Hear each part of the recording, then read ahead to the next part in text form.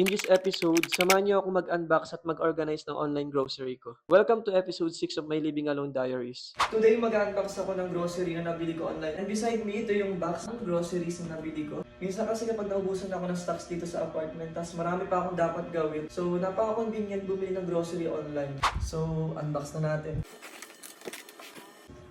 Yung sugar, coffee, mega mackerel. So, expiration ay 2029. Ang hirap nakaluhod.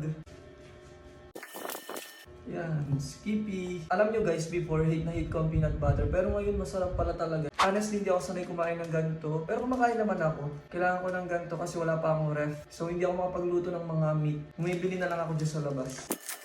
5552 na apritada. So mega sardines. And this is the last one. Yan, delata ulit guys. Meron akong sizzling sisig. 2029 din ang expiration nito. Chunky corned beef, mas mababa yung expiration date. So 2028 naman tong isa. And last one, giniling. Pwede ko siyang igisa, tapos maglalagay akong patatas. Pwede akong maglagay ng tomato. Para naman medyo healthy living. Medyo lang. Check ko mamaya sa app kung may kulang na pinadala. So now, i-organize ko na siya sa aking kit. Next, i-organize ko na itong groceries sa kitchen. So, ito yung aking kitchen. Medyo marami na rin akong gamit guys, and ang ganda no? What? Joke lang. Ito paglalagyan natin ng sugar. Okay na, coffee naman.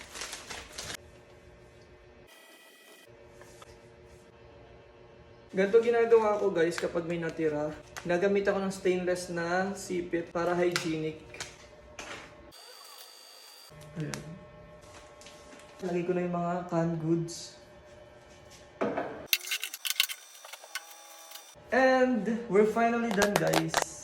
So that's all guys. I hope nagustuhan nyo tong video. And kung gusto nyo pa ng maraming videos from me, bigay lang kayong idea para gawan natin ng content. And i-follow nyo ako para updated kayo sa mga episodes na gagawin ko for my Living Alone Diaries. So yun lang guys. Keep safe and stay cool!